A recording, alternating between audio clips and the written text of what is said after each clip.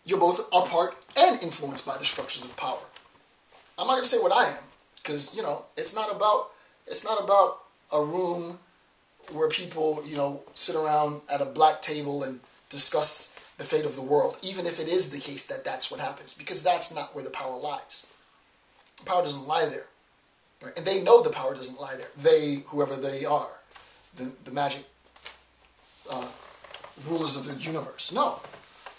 The real power lies in those individuals in society that recognize exactly what I'm speaking of. The teachers that make this recognition, scientists that make this recognition, the social workers that make this recognition, the political leaders that make this recognition.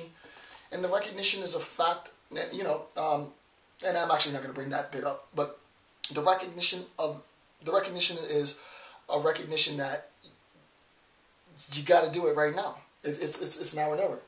It's now or never. Right? It's, you know, in ink on your skin. I got to do it now, or I'm never going to do it. Because if you don't do it, someone else will. So why not do it?